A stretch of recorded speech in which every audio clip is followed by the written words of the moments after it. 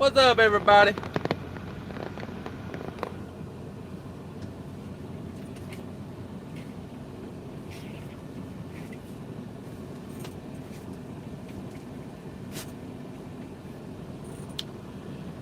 Getting everything situated here. Turn the air conditioner line down a little bit so everybody can hear me.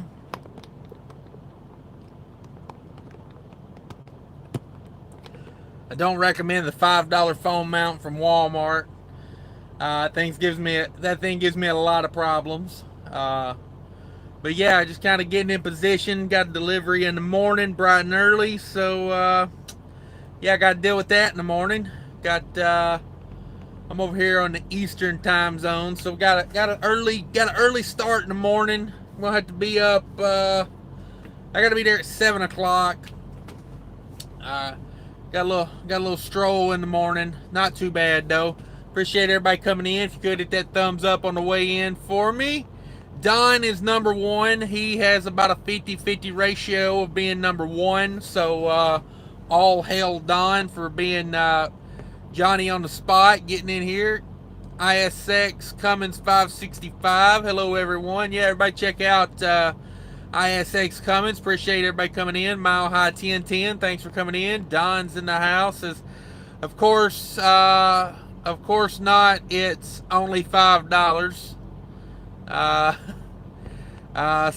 Scottish Trucker Tommy in the house. Howdy do. I've done pretty good. Trying to stay cool. Got the air conditioner running right now.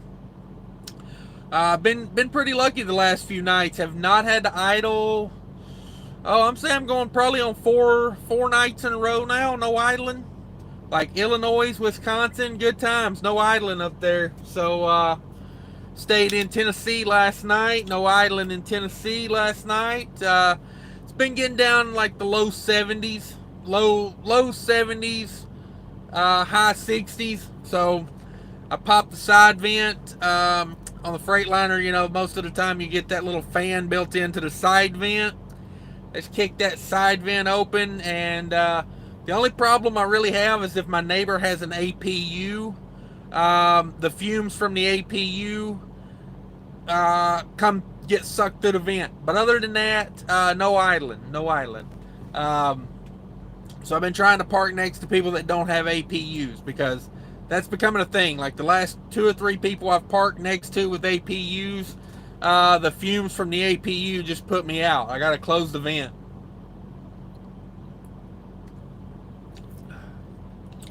But yeah, what's everybody up to on a Sunday? I'm done for the day. I've had a rough, I won't say a rough, it's went pretty smooth. It's just been a lot of miles this weekend. I had like a 1,600 mile run I picked up Friday. So, you know, it was a good long weekend. A lot of miles. I'll see what everybody's doing. Ray Lawson in the house. Thanks for... Alright, let's see here. Where was I at? Ray Lawson. Hello. Thanks for coming in, Ray. Rick in the house. Not to troll, but you get what you pay for. Buying those cheap mounts will bite you. Yeah, I only use it for this, and it lasts through it 95, 96% of the time. You know, I'm not gonna put a bunch of money into my YouTube production, and boy does it show. You know, like this little mount has it's sufficed. So once it's up there, it sticks. But sometimes it is a pain in the butt getting it to stick. Yeah, but no, I don't take that as a troll. Buying cheap stuff typically gets expensive. I've been told that more than once. And I used to say I'm so cheap it's expensive. So, because you know, it's like sometimes by the time you, you know, buy something and then have to work on it all the time, and you know, I mean, it turns into a whole thing. It's like I give that advice to people about buying trucks. Buying the cheapest truck you can find typically is not a good idea. I bought a dually, it was a Chevrolet. It was a 2006 dually one time. It was the cheapest one I could find, and I already had a 2004, but I wanted a 2006. I was running a landscaping property maintenance business. I had about 4 or 5 trucks on the road, but I went and bought this 2006 Duramax dually, and it was cheap. And let me tell you, things like that, or equipment is usually cheap for a reason. It's like my phone mount I got here. It was cheap for a reason. It's because it's not well built. Um, but yeah, that truck, before I could even get it home, it started having problems. That dually did. So yeah, got what I paid for after I spent like $11,000 to basically rebuild the fuel system. Um, New fuel pump, new fuel lines, new injectors. I mean, you name it. The fuel system was gone on it. I don't know. It just, it had met the end. So yeah, you get what you pay for. See Don in the house. Don says, "That's for the phone mount. You act like you forgot what you were talking about." Oh yeah, man. It's been a long weekend, Don. I appreciate you explaining that.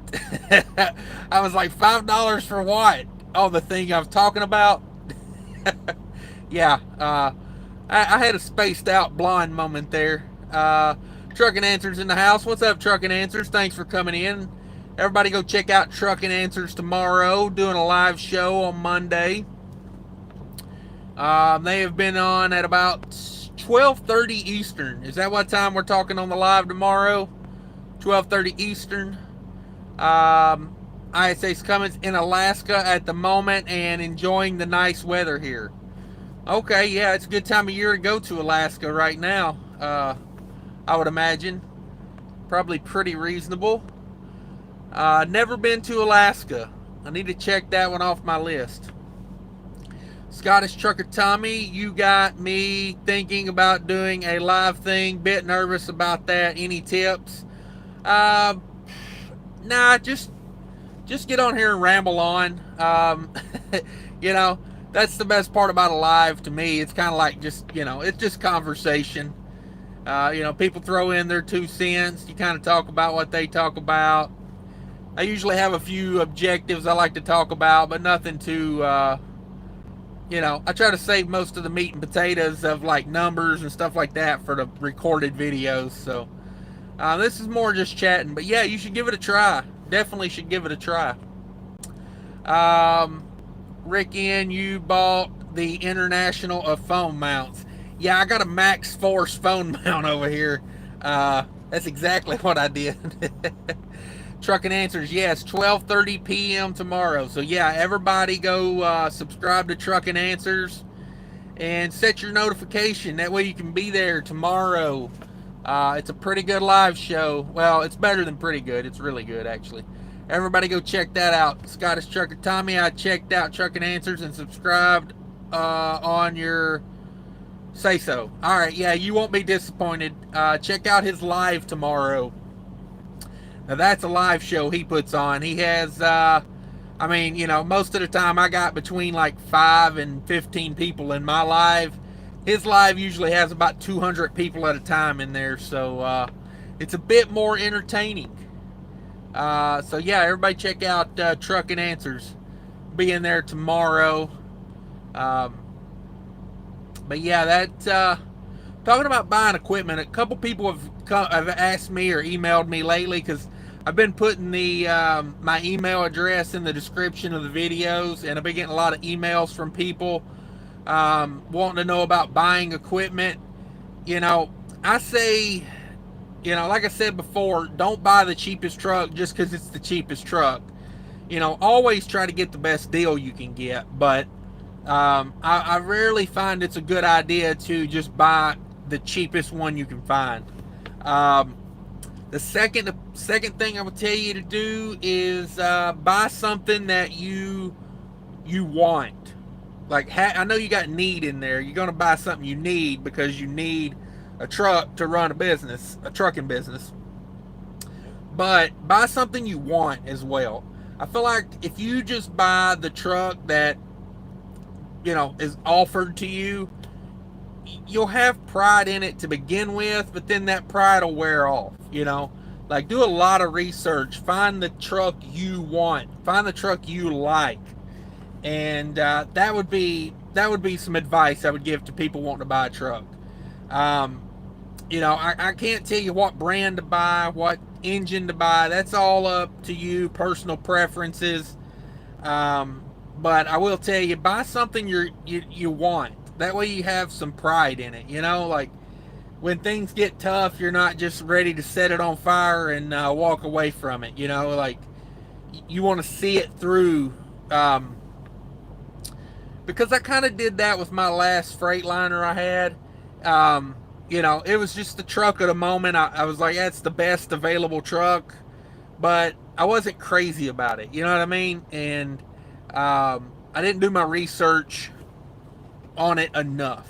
I mean, I liked that it had an APU. I liked that, it had some work done to it, but it was too base model. You know what I mean? Like, I don't have to have all the bells and whistles, but I want a few options on a truck that make the day-to-day living in the truck better. It's just how it is. Like fifth wheel release in the cab. I don't understand why fifth wheel release in the cab isn't standard on every single truck these days. Like, it just makes things so much easier. I'm not out there like pulling and fighting, and like sometimes if you pull up and then back up, that the fifth wheel pin gets like jammed in there, and you're out there trying to pull it, and then you got to get back in the truck and pull it again. It's like, yeah, I don't need all that. I'm too old to be playing those games. So yeah, kind of figure out what truck you want would be. Truck and Answer says the highbrow of the lowbrow. Yeah, that's that's a good saying. Agco in the house was a Agco. Says Truck and Answers was cool way back then. All right, yeah. Let's see, Echo Scottish trucker knows about buying trucks. Yeah, no kidding. That would be something he could touch on a lot. I wish he would buy this blue truck he's looking at. I don't know. You guys go watch Scottish Trucker Tommy. I think it was maybe one video ago. Probably not the one he put out the last, but go back one. It was like middle of last week. He was looking at a 800 horsepower W900, and he needs to buy that so we can all live vicariously through him. Because, like, I mean, I'll be honest with you. I got kids. I got a lot of bills. I can't afford that truck. Like, that's a really nice. That's like the truck you get, when you own a fleet and you're going to drive a truck. Like, I think it's justified for him to buy that because, he's got like 6 other trucks, that are people are driving. So it's like he needs a truck to drive. That's the perfect truck. Let's see here. Kangaroo Trucker in the house. What's up, Kangaroo Trucker? He got bumped in a parking lot. I watched your last video earlier today, actually, where your air conditioning went out. Everybody go check out Kangaroo Trucker. Yeah, he was in the desert and his AC went out. Rick N, so you're saying buy a W900. No, I'm not telling everybody to buy a W900, but if you watch Scottish Trucker Tommy, he is in a position to where, like he owns like 6 trucks already. He's got like a fleet going over there of 6 trucks. So, and he's got them diversified. He's got a couple in the oil field. He's got a couple pulling reefer. He's diversified. And he needs a truck for himself to drive. As the owner of a 6 truck fleet, he wants a truck for himself. That's the perfect truck for him. Like, he doesn't have to nickel and dime, fuel like I do. Like, he's got other resources. But for me, as far as trucking goes, if I was in his position, I wouldn't hesitate. I would buy that truck. Rhino, what's up? Not much. Appreciate you coming in, Rhino. Kangaroo Trucker, amen on fifth wheel release. Yeah, it's just, there's nothing worse. Well, there's a lot worse. I shouldn't say there's nothing worse. One of the things, I'll rephrase that. One of the things that bothers me about, especially being in Minnesota, is when you get snow on top of the roof of a trailer and then um, it melts, and you've got to reach under there and undo a fifth wheel, and it's stuck, and the water's running off the side of the trailer like a waterfall. And I know what you're saying. You're saying, hey, buy one of those metal hooks and hook it and pull it with those. Yeah, if you don't have in-cab fifth wheel release, by all means buy one of those. But some trucks, I think it might be Volvo, and there's another. I think Peterbilt pulls out and pulls forward, right? And then Volvo like pulls out and pulls up or something. It's hard to do those with the hook, the bar you buy at the truck stop. It's hard to do those up and overs with that. So you kind of got to reach in there and fight them. So yeah. And I was thinking about that earlier today too. There's another thing I think in trucking that should be mandatory. And that's on the 579 Peterbilts I had. They have a pre-trip button. It's a little switch by your light switch. You flip it on, it's the pre-trip button. And it goes through the light sequence. So it does flashers for 10 seconds, and then it just goes to, your lights for 10 seconds. It hits the brakes for 10 seconds. So when you do your pre-trip and you walk around the truck, you get to see every light go through its capabilities. But the main thing I like about it is the brake lights, because there's really no other way to test the brake lights. What I do about, once a week, or anytime I hook to a new trailer, I get a case of water from the passenger side floorboard and I drag it over and I set it up on the brake pedal. So when I walk around, I make sure I got brake lights. But yeah, it's like one of the most important things on a truck is brake lights, as far as like the public around you. But yet, they don't make it easy to test your brake lights. So I think Peterbilt's onto something with that pre-trip switch. I think you'll see in the future all these trucks have it. It's probably like under patent right now, and Freightliner and Volvo don't want to spend whatever Peterbilt wants for them to use it on their trucks. But I think it's one of those public safety things that instead of worrying about nickel and diamond, it ought to be on every single truck. It's that important to me. Let's see. Acto says, thanks, Mark. I have to drop off tomorrow. I will stop by if I can. All right. Yeah, check out that live show tomorrow. Scottish Trucker Tommy says, been trying to buy it right. Horses of courses. Need to buy the right truck for your application. No point in buying a long hood truck to work East Coast in New Jersey. Yeah, that's for sure too. That goes back to me talking about buying a truck. I was thinking about something the other day. You really got, like he says, you got to buy the right truck for the application. I would suggest to people, buy a truck that is from the region in which you are going to run, because you get some trucks with a high gear and you don't want to be running the mountains all the time with, like, my truck has a 241 rear end. That's super high gear.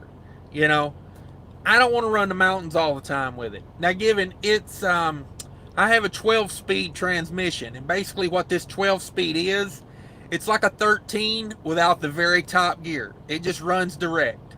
That's basically what it is. It's a 13-speed with no final overdrive. So it just runs in direct with that super high rear end. So it does like mid shifts through the mountains pretty good. But if you're pulling heavy weight through the mountains, you don't need to buy a truck with a 241. So I would suggest buy a truck from the region you live in, and from a company that does the same. Like if you're buying used trucks, preferably try to get them from a company that does the same thing you do.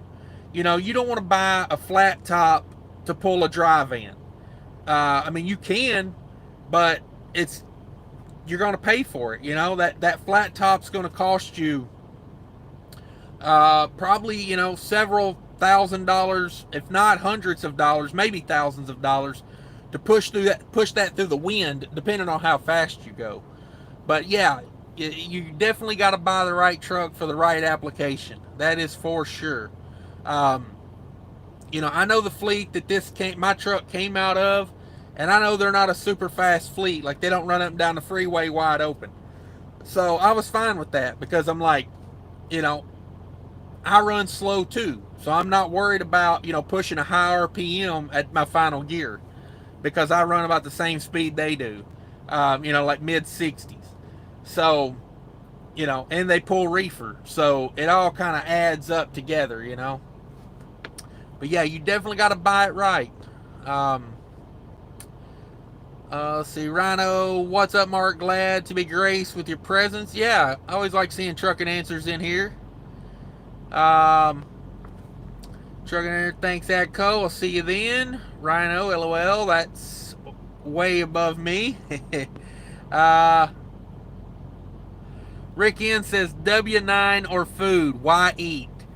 Yeah, I mean, if you're willing to, there's nothing wrong with a W900 if you accept that, it is what it is. Like, you're not going to get, those high fuel mileage numbers.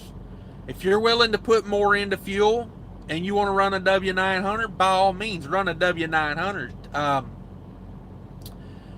To me, the W900 is, it's kind of for, the guys that, have already stacked that cash and, they just want to ride it out in a nice truck. More power to them. I can't tell them they're wrong. Hell, they've been out here longer than I have, doing it a lot better. So, yeah, nothing wrong with it. But yeah, like you said, it's decisions. You have to make those tough decisions as a business owner. Am I going to push air and put in more fuel? Meh. Not always a bad thing. Just depending on how you want to do it. Adco says, be nice to run that long hood back and forth. Yeah. I love the look of a W900. Don't get me wrong. Probably the best looking truck, I think. Now I like some of the Peterbilts, but I've always liked Kenworth more as far as, I know there's so many similarities. They use so many of the same parts and stuff, but I just always like the look of the Kenworth, just always have. But as far as like, I just never could bring myself to run, the W900, because, like Tommy was saying, you don't want to be in the meat packing district of Chicago in a W900 trying to back in off the street. Like, or at least I don't. You know what I mean? I don't want a 290-inch wheelbase, trying to back in Jersey at some of these little places that have been there since since George Washington crossed the Delaware. Just not my game. But, hey, some people, that's what they want. Emmanuel, what's up, Emmanuel? Dry van versus reefer for team. Whoo, that's a good question. I got a friend of mine, my best friend and his wife are team drivers. And they work for a company that does LTL, but they don't work for the LTL company.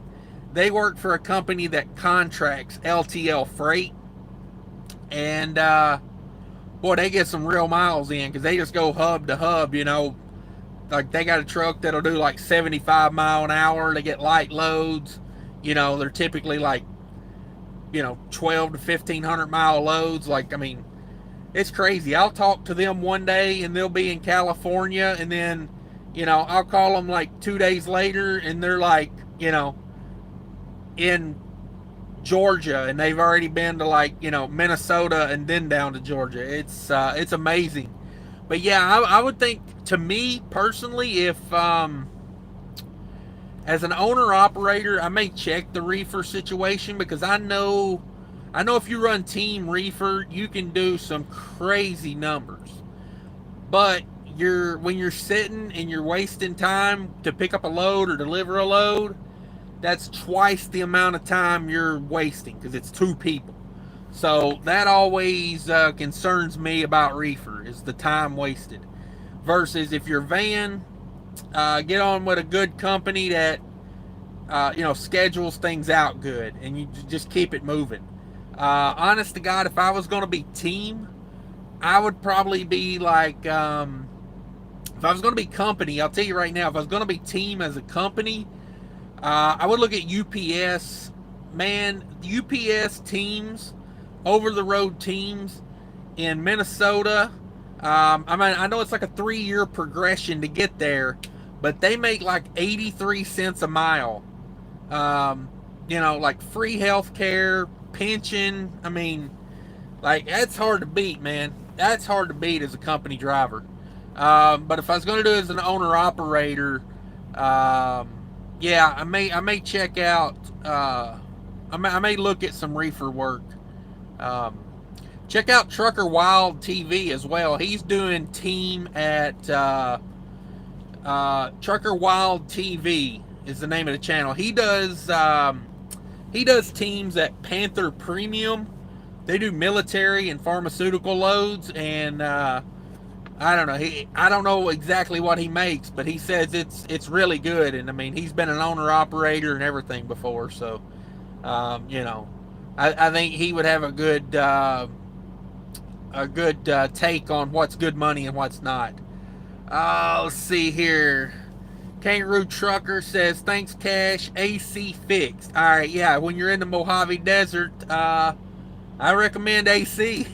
Sorry to hear you had to go through that, man. My whole, last summer for me was like, I think I had my AC repaired 3 times last summer, or was that the summer before? No, that was last summer. Yeah. So last summer, I had my old Cascadia, and yeah, I had the AC repaired 3 different times on that truck. Absolute misery. It was like 100 and something degrees going down the road in the truck. I'd have to get a hotel every night. Like, I just couldn't sleep in the truck with it that hot.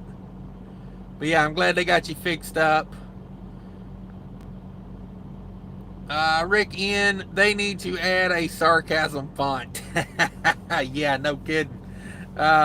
You don't quite get your emotions translated or interpreted correctly with text. I get what you're saying there. Let's see. Scottish Trucker Tommy says, I have 6 kids and waiting on my 10th and 11th grandkid. It only gets more expensive when your kids grow up. LOL. Oh man, you're killing me with that, Tommy. I was kind of hoping it went the other way. Of course, my mother always says, when your kids grow up and leave, they just come back with more people. So, I guess that's true too. That's why I need a big house, because I would imagine it's going to come full circle on me one day. Echo says, sorry guys, I'll catch you later. Yeah, appreciate you coming in, Echo. Appreciate the support. Rhino says, I love my Freightliner Coronados. Minimum downtime, got PDI tuners in them. Great pulling trucks, no issues. Are those glider, those Coronados? And the only reason I ask is because a lot of the glider kits are Coronados. People love those Coronados as a glider kit. I like Coronados a lot, actually, because you get like a mid aerodynamic truck, but it still has kind of a classic look. So yeah, I've always liked the Coronados. And plus, I love the drivetrain, Detroit engine and transmission combo. Yeah, I really like that drivetrain. Give me DD15 with a DD15. Let me start over on that. I got a stutter apparently. I may have just had a stroke. DD15 and DT12 transmission. That's the combo for me. That's the combo. But yeah, I love those Coronados. I just wonder, are they glider kits or PDI tuners? All right, no issues. Great pulling trucks. Yeah, I like those a lot. Let's see, Mr. E. I don't know if I've ever seen Mr. E in here. Appreciate you coming in, Mr. E. Quick question. What's the best LTL companies, UPS versus Estes? Whoo, that's a tough one. Are we talking UPS freight as far as LTL? Um, because I would say either one, honestly. Estes is a pretty good company, get paid well over there. The main thing I would be concerned about with LTL companies are if they have a pension. Would you work there if you knew the pension wasn't going to be there at the end of your retirement or whenever you go to retire, the end of your career? That's how I would judge an LTL company with a pension. If you work there, you have to have in your mind that's not there when I get ready for it. So, with that being said, would you still work for that LTL company versus one of the others? Because a lot of these LTL companies, I don't see their pensions being there, um, in 20, 30 years. If you're just starting there now, you try to put in 20, 30 years, catch that pension at the end, I don't think that pension's going to be there. That's just my opinion. But as we know, look at YRC and what they're going through right now. It's hard to keep those pensions up long term. Because so much of their business has to be reinvested into the pension. Whereas the companies that don't have the pensions, the Old Dominions, the RNLs, Estes, they can reinvest in their equipment and their facilities. And I mean, if you've got if a guy's just starting out and you think to yourself, well, I'm probably not going to get the pension.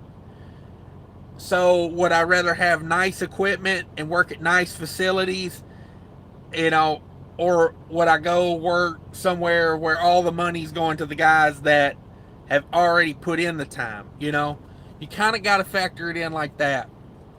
It's a tough decision. But between those two, I'm assuming you mean UPS freight. Because if you can get on at UPS as a semi-truck driver, and not UPS freight, just UPS.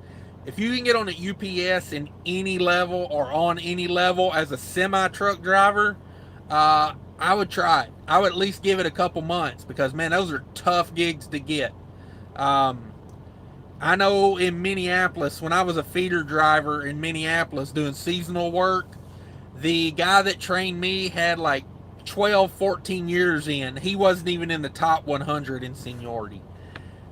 So, it's one of those retirement jobs. You just ride that out till retirement. Because you work like 60 hours a week and you make $100,000 a year with free health care, blah, blah, blah, but UPS Freight's good. Estes is good. I mean, if you want to be LTL, either one of those is a good option. Trucking Answers, my Volvo loaner pulls straight out. Oh, okay.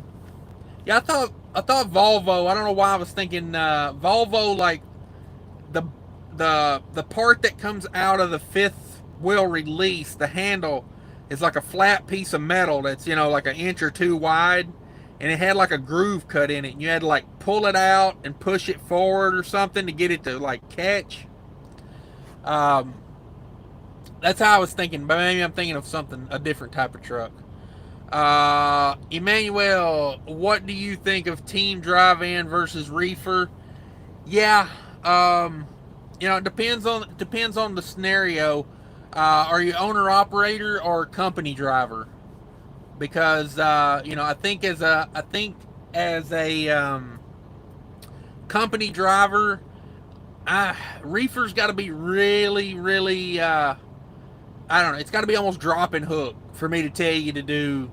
If you can get a sweet dedicated run as a reefer driver and you're going to, But over the road reefer driver, I just don't see it as a company driver getting paid, 50, 55 cents a mile.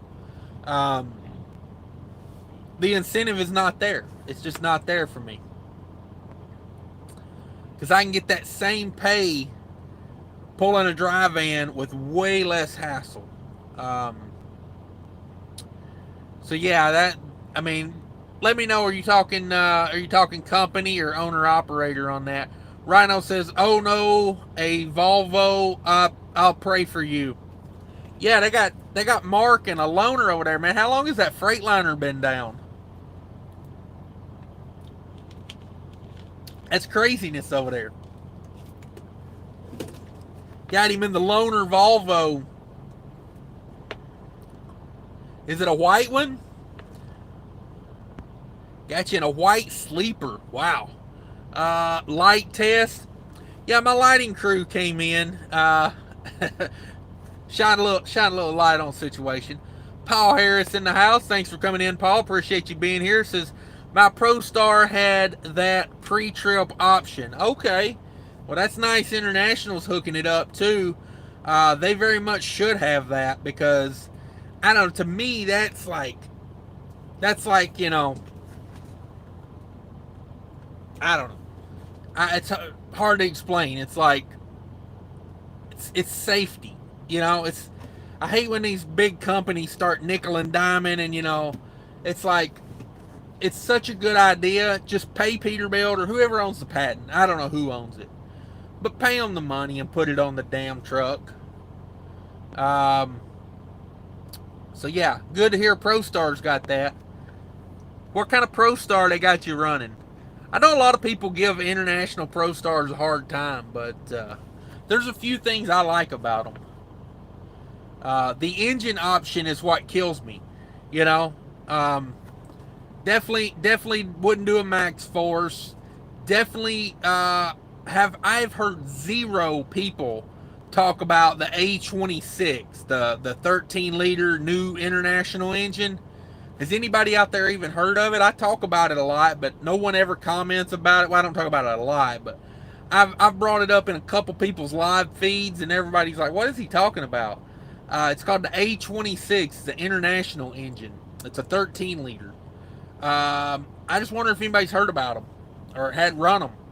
And as far as Cummins goes, I'm a little weary on Cummins, because almost every Cummins generation has had some real, well, at least probably since the N14. I feel like every iteration of a 15-liter Cummins has had, some major stuff that should have been recalled or whatever. So I'm a little weary on Cummins here. I feel like they're resting on their laurels, as you would say. Once great engines, they kind of got where they make them half-assed now, which that's about all heavy equipment, to be honest with you. But that's for a whole nother story. Rhino, what's up? Says LOL. Truck and Answer says, I pull the trailer brake handle and run back there. I pull the trailer brake handle and run back. See. JJ Hammered Down, what's up? I don't know if I've ever seen you here. Appreciate you coming in. He says, at Mr. E, LTL, Old Dominion. Yeah, Old Dominion gets after it, man. I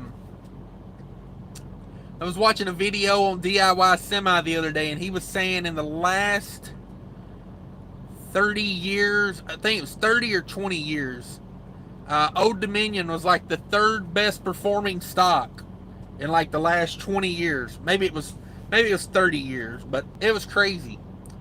Yeah, Old Dominion, man, they seems like they're doing it right these days.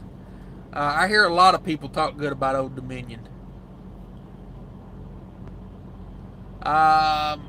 So yeah, check into Old Dominion as far as LTL. Business school dropout in the house. What's up? I'm running Midwest to Los Angeles with a 10-speed. Yeah, I'm sure you wish you could split a few gears when you go through the mountains. see. Yeah, that's a rough go with a 10 speed. Like you're nonstop. Like from Iowa to Los Angeles. That's a lot of gear changes. um, Rhino says a 342 with a 13 speed. Yeah. Rhino, is this a huggy free video? Well, since you asked, there you go.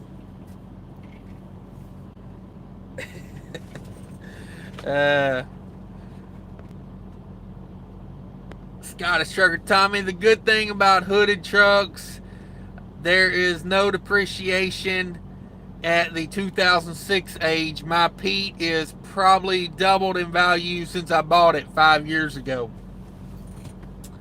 Yeah, I mean, 2006, yeah, by the time you get to 2006, the depreciation is pretty much over. What is that, 14? Yeah, that's like 14 years. Yeah, if a truck is still on the road after 14 years, it's pretty much took its hit. Wild Bill says, I didn't get a notice of this live. What the hell? I don't know, Wild Bill. That's, I get that a lot with YouTube. Like, YouTube will tell me, hey, here's a video, and I go back and watch it, and I'm like, well, this was a live, you know, so somebody I'm subscribed to, everything, but I didn't get the notification until it was a video. It's weird. So, yeah, but appreciate you coming in, Wild Bill. Appreciate it. Rich Taco in the house. What's up, Cash? Not much. Just chilling. Got to make a delivery in the morning. Probably got to get up pretty early. Good times, good times. Rich Taco, does it look like all grocery falls under gray area for exemption? Asking for a friend. Yeah, to me, if it's a grocery load, it's an emergency. Because if people don't have food, the proverbial crap will hit the fan. And you wouldn't want to live in this country with people with no food. So to me, it's all an emergency. You know, I'm just saying. You don't want to go into Walmart and there be no graham crackers to make s'mores with. You know what I'm saying? This country could collapse if you can't go into Kroger and get, you know, a honey baked ham. So it's all an emergency. And bottled water loads, heck yeah, because let's face it, you can't live more than a day or two without water. So that's definitely an emergency. Rick N, I'd imagine 83 cents a mile might be hard for an average owner operator after expenses. Yeah, 83 cents a mile is knocking it down. You know, if you take the ease of the job and like as an owner operator, you could, if you really, really hustled and you worked at it, you could probably beat that 83 cents a mile. But if you factor in the time that it takes outside of driving the truck to make all this, you know, make everything happen, yeah, you're probably not going to beat it if you factor in that time. Because, you know, what they do at UPS on those runs is, a lot of that is you're out 3 days and then you're home for like a restart, or 2 days, and then you're gone for 3 days. It's like a 3-day rotation. I think, you know, during the busy time of the year, you typically do like back-to-back 3-day rotations. You know, you'll do your normal run like 3 times, or you'll go farther out and work your way back. You know, like the guys in Minneapolis used to go like Minneapolis to Chicago to, you know, Louisville to Atlanta, and then they would work their way back. Atlanta to Louisville to Chicago to Minneapolis. And maybe go farther. That's just an example, you know, because that's probably not enough miles for a 3-day turn on a team. But that's basically what you did. Is, you you had like a general set run you did like that. Um, you may not come straight back. You may go to Atlanta, then from Atlanta go to Memphis, then Oklahoma City, then come back up or whatever. But that's typically what they did. It was super simple. Um, they never hooked up doubles. They showed up. They got in the truck. It's a sleeper truck, so they slept at the terminal. Um, they would just pull. They would drop the doubles, pull off to the side, and you know, hang out there while the next set of doubles got built for them. Most of the time, they didn't even hang out there. Most of the time, they pulled in, they dropped a set of doubles, they literally pulled up and backed over to a new set of doubles, hooked and left. Um, so yeah, 83 cents a mile with like free health care, and there again, you shouldn't count on the pension, but UPS does have a funded pension, so that's there. And yeah, I mean, like in Minneapolis, there's a FedEx contractor up there that pays like, I think last time I checked, they were paying like 71 cents a mile for teams. So I mean, if I was going to do team, I'd look at something like that, because look at it on a low end. Let's say you run 5,000 miles a week as a team. And with a setup like that, like at UPS, 5,000 miles a week would be like nothing. Honestly, for a team set up like that, where you just drop, hook, go. 5,000 miles a week's nothing. Well, 83 cents times 5,000, little quick math there, was that like $4,100 or something like that? $4,150. Yeah, that's over $2,000 per person, for 2,500 miles a week. It wouldn't be too hard to get above that. You know what I'm saying? Like, what is 6,000? 6,000 times 83 is 48 plus 18, like probably like 4980 or something like that. Yeah, I mean, you're talking almost $2,500 a person, with free health care for running 6,000 miles a week.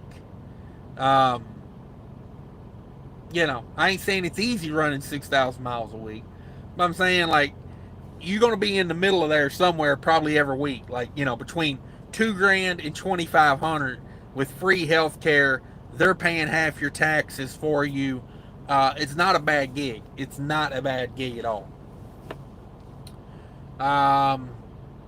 Let's see here. Kangaroo Trucker, appreciate it. Emmanuel, thank you, sir. Business school dropout. We're running under the COVID exemption starting tomorrow for our meat and produce loads. Yeah, you got to, man. It's it's an emergency. I mean, it's funny because this load here, I run it under the exemption, and I'll just be honest with you. Like, I took a 12-hour break last night. The night before, I took over a 12-hour break. The only difference is, yesterday, I probably drove close to 12 hours yesterday, and I didn't have to waste my time on a 30-minute break. That's about the only thing I really did and today I didn't take a 30-minute break either. That's really the only thing different. And I stopped yesterday and took a 30-minute nap, now that I think about it. So I guess you could count that as a 30-minute break. I didn't log it as a 30-minute break. I just, off duty. I was already off duty. So, yeah, I got a little tired yesterday afternoon. I knew I was going to drive a long day. So I stopped and took a nap. I like it when I can use my common sense, to, take a nap when I'm tired. But then, like, yesterday afternoon, I was like, I stopped, I ate dinner, I got back in the truck, and I'm like, it was like 5 or 6 in the afternoon. I was like, I'm not really sleepy at all. Um, I was like, I could probably drive another 2 or 3 hours. So, after I ate, I hopped in the driver's seat and put on some tunes and drove for about another 2 hours. It made today a lot easier. I'll be honest with you, because if I would have had to do 2 more hours today, I drove about 9 hours today. That would have been a full 11-hour day today. So I liked it because, yesterday when I was feeling like it, hey, I drove them. You know, today I've been a little sluggish, so it was nice not having that extra 2 hours on top. So kudos on the government for letting us have that back. Mr. E, your thoughts on idling trucks, or is it burning too much fuel? Um, yeah, I would want to idle it more than I have to, but I'll be honest with you. From what I've had to do this summer with no APU, yeah, I haven't idled that much. I mean, I'll just be honest with you. I got the reflective things I put up in the windshield to like bounce the sun back out the windshield, and then I close the curtains, and yeah, I do not have to idle hardly at all. Like, I can run this truck for about 30 minutes, and you know, like, it'll get nice and cool. I typically, what I do is whenever I stop in the afternoon, is I continue to let it idle for about 30 minutes to an hour after I stop. And that allows the temperature of the truck to come down. Like right now, my temperature's at about 180 right now. So it lets that temperature come down. It lets a lot of that radiant heat go away. I run the air conditioner pretty high while I'm sitting here and get it nice and cool in here. And if it's like 70 degrees outside, I don't have to idle. It'll keep it cool enough. Yeah. But I'll put it to you this way. I'm not going to, I'm going to get my sleep. I don't care if I have to idle the truck all night. You got to put your, like, your health and your ability to work above, the $20 you're going to burn in fuel. Just the way it is. Speaking of fuel, if you guys haven't started using the Mud Flap app, use the Mud Flap app if you're buying your own fuel. I got fuel the other day in Illinois after IFTA's removed and the discount from the Mud Flap app. I got fuel for $1.39 a gallon. Yeah. And currently, ballpark that number in my head right now. I'm getting about 8.4 miles a gallon on this load. So if I'm buying fuel for $1.40, I mean, it's like what? 17, 18 cents? Yeah, probably like 16, 17 cents a mile I'm paying in fuel on that. So yeah, definitely check out the Mud Flap out. Whenever I post this live as a video, in the description I'll put a link to the Mud Flap, or I'll put my promo code in there. Definitely check it out. And that promo code gets you $10 off, and it gets me a $10 credit. So if nothing else, use it that one time, get that free $10 in fuel. But yeah, I mean, I'm so iffy on that idea of idling a truck versus APU, because it is what it is. An APU will save you some money on fuel, but APU also has additional cost. APU has to have service, and APU has to have repairs. So it's kind of like, I mean, I can't say it's positive or negative. It's, to me, it's about a break even. So if you want the APU, get the APU. Me personally, from what I've idled this summer, it would take me quite a few years to pay off an APU, because come winter time, I have a bunk heater, and to me, a bunk heater is a no-brainer. A bunk heater is like $1,300, $1,400 to put a bunk heater in. If you do it yourself, it's, a little cheaper. So yeah, a bunk heater is a no-brainer to me because, you know, especially where I live, being in Minnesota so much, Wisconsin, Minnesota, Illinois, being in those cold states, I can keep myself warm in the winter for, a dollar or two a night. And then in the summer, I'm not idling a whole lot. So I don't know. To me, it comes down to want. Do you want the APU?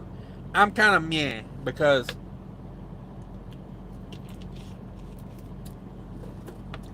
APUs, once they get a lot of hours on them, you're fighting a lot of rattling parts.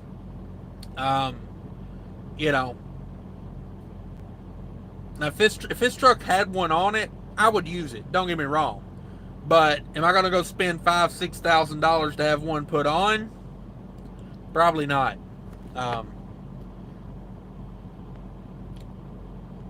But yeah, that's how I think about it. Rhino says I can haul a true 48,000 aluminum trailers.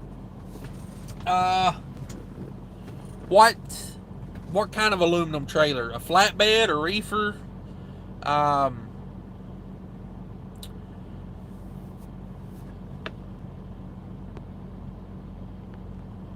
would say my truck full of fuel with a Great Dane trailer is 34,500. Full of fuel, everything. So, what is that? 45,500. That's about all I want. Rich Taco, I'm looking at skipping a 34 and running my grocery load under the exemption. It looks like produce to supermarkets fall in gray area. No, produce to a supermarket is I mean, that's good to go in my world. Now I'm no lawyer, and I'm not going to tell you to or not, but produce to a supermarket all day. That's green light. That's my favorite thing about these exempt loads, because if you get a nice long one, you can get your 34-hour restart in while you're doing the load. You know what I mean? Because you're logging it off duty. So you log it off duty for 34 hours.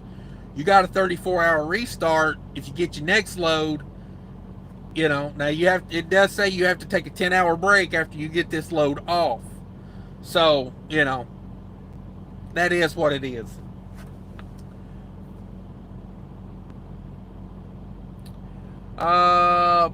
Rich Taco, produce to supermarket DCs. No, I'm pretty sure it says to grocery stores or distribution centers.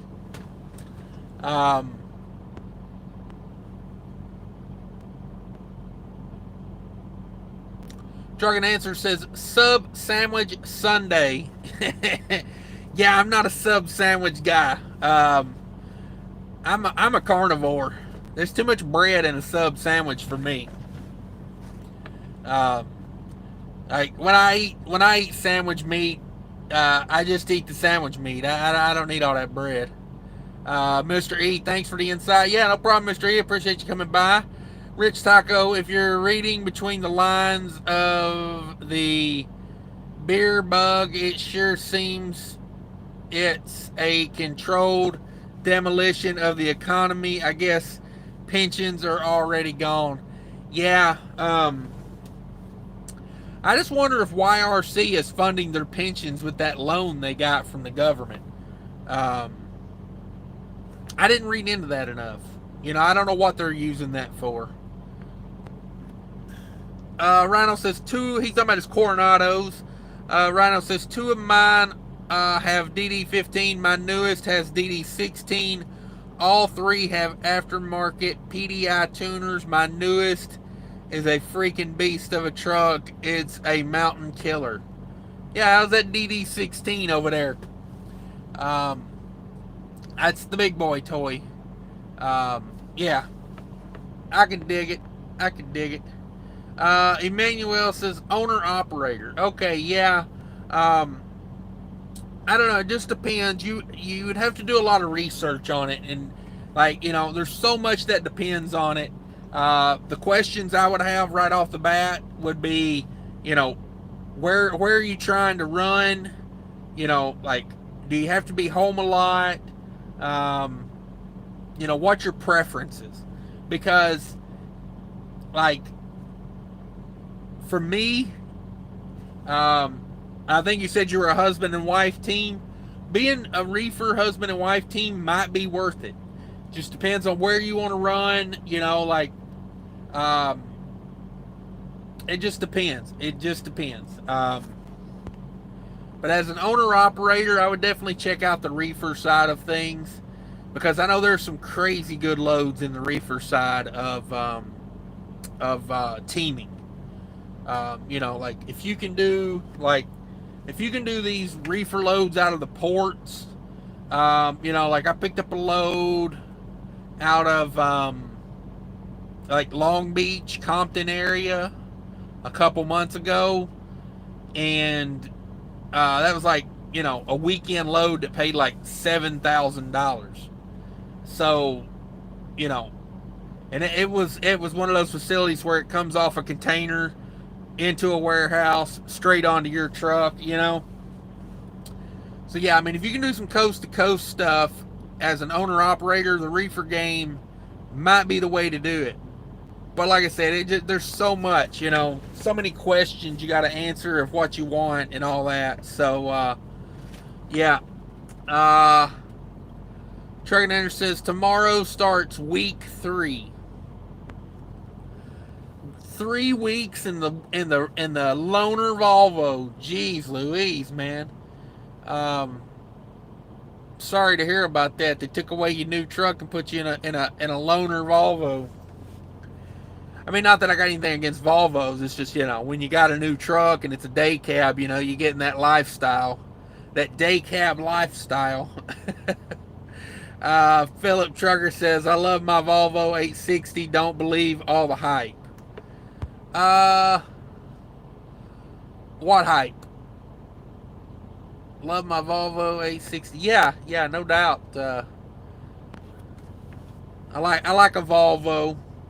As long as I'm not paying to work on them, I love them. Let's see here. Philip Trucker says some shops are just incompetent. That's when Volvo trucks suffer. Yeah, a lot of them don't have. My big thing is when I ran Volvo was the parts situation. It never failed. If something broke, you were like a day, 2 days out on parts.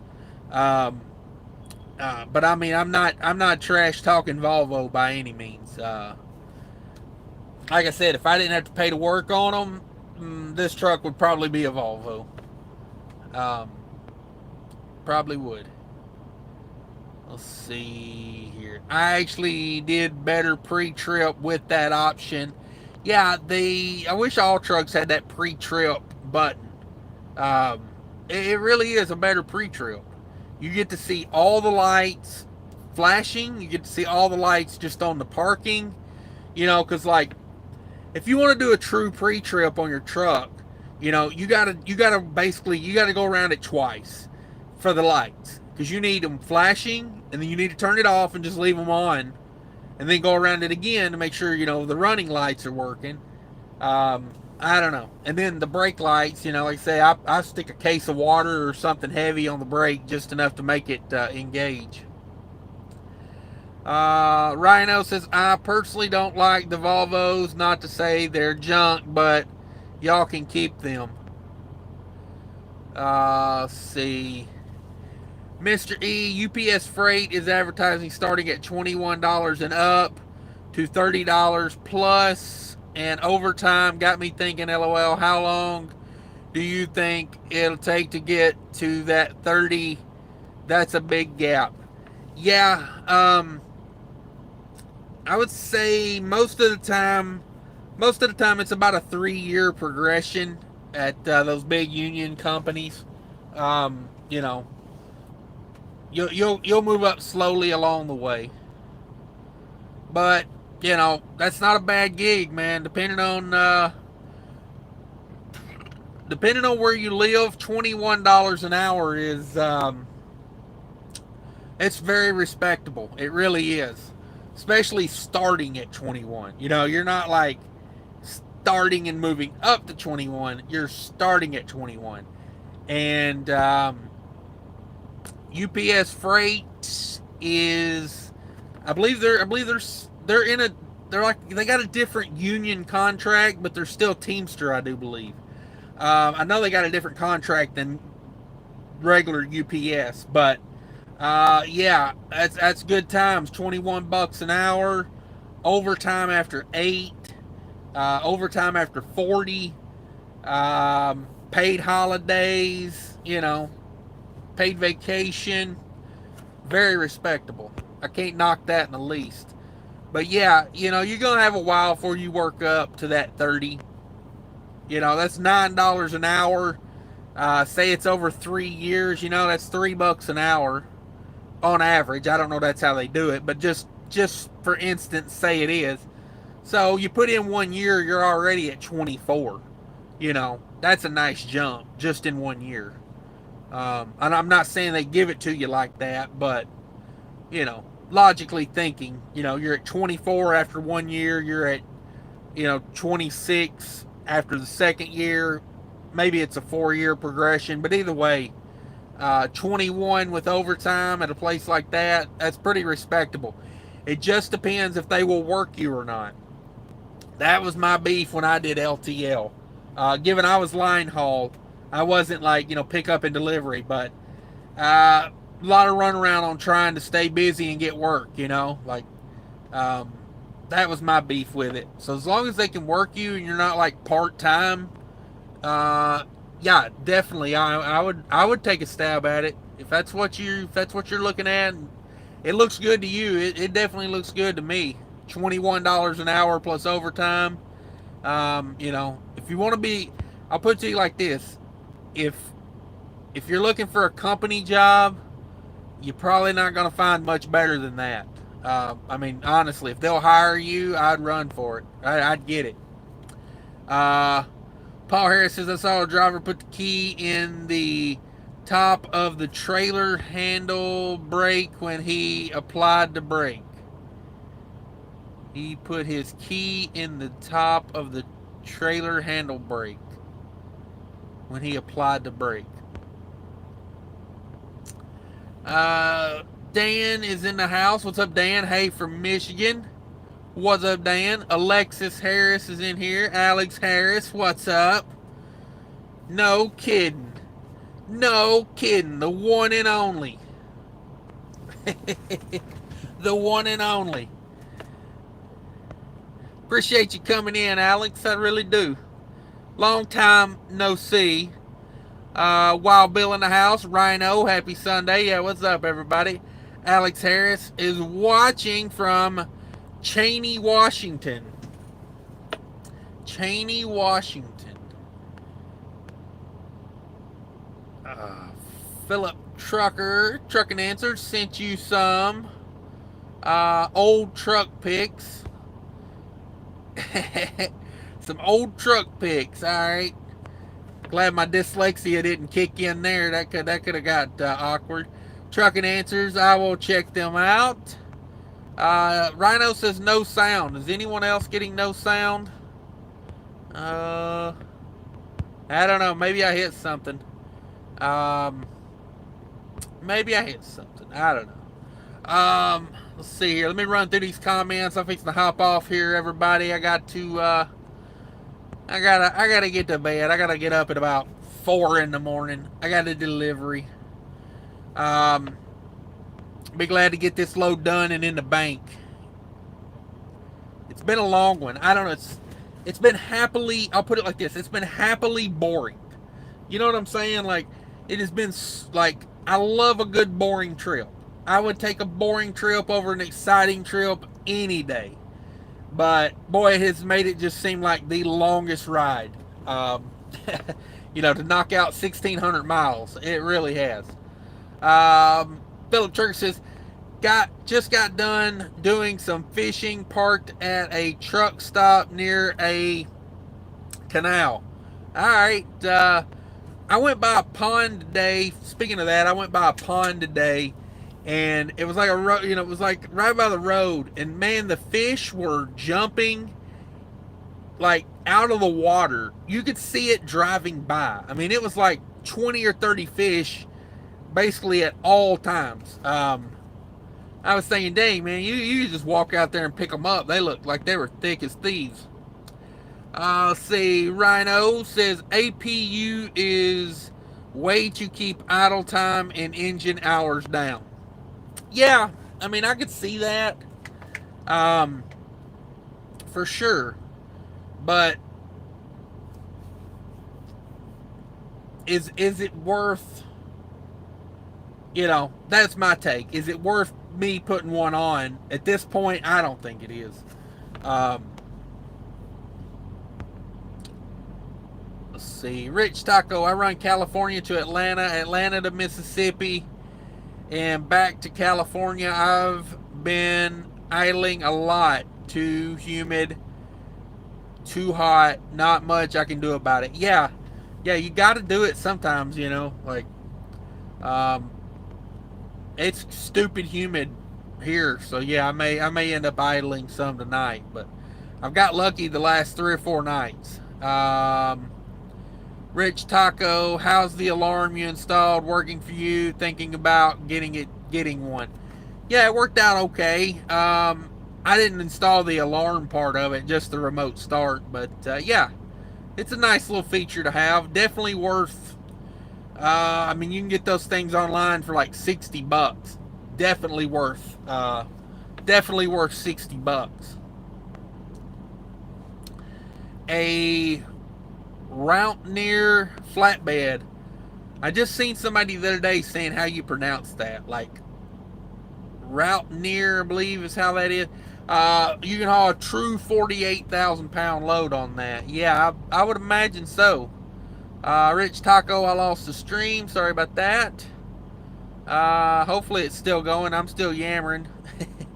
Do you remember the day when Subway hollowed out bread? Now they make it so cheaply it's like it's hollowed out. Yeah, I do remember. It's funny, I'd never thought about that since you said it, but yeah, I do remember them hollowing out the bread at one point. My DD16 truck is 500 pounds heavier, but worth it. Okay, that's it's good to know. I've been interested in the DD16. You don't see a lot of those, though. Swamp Girl in the house. What's up, Swamp Girl? Yo in Wisconsin. Rhino says, got sound. It was on my end. Okay, yeah, because if it was on my end, I don't know. I wouldn't have known what to do.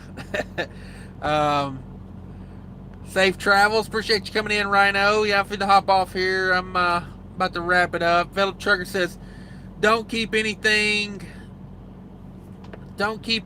through. Don't want my wife asking me why the truck smells like fish. Oh yeah, definitely don't want to get in trouble, that's for sure. Depends on where the canal is, you know what I mean? If you keep the fish, it's like a lot of the fishing spots in Minneapolis. It's like, yeah, I'm probably not going to keep the fish from Minneapolis. You know what I mean? There's just too many companies and big businesses around there now. It's like, I don't know what they're dumping in the water. Maybe if I was drive like 50 miles out to a rural lake, then I might think about it. But nothing near the cities. Rich Taco says, have a good one. I'm going to bed. 3 stops starting at 2 a.m. All right, that sounds like a good load. Why couldn't I get one like that? I got 1 stop. Blech, 7. Jeez. DIY Semi in the house. What's up, DIY Semi? I appreciate you coming in. He says, I'm late. All right. We won't hold it against you this time, but you pretty much missed the whole thing. Sorry to tell you, but I'm finna hop off here. I appreciate everybody coming in. If you could, hit that like button. Subscribe if you're not subscribed. We do this so many times a week. I'm basically live every day, most of the time. So if you miss them, you can always catch them. I post them as a replay. Take care, everybody. Take care of one another out there. Later.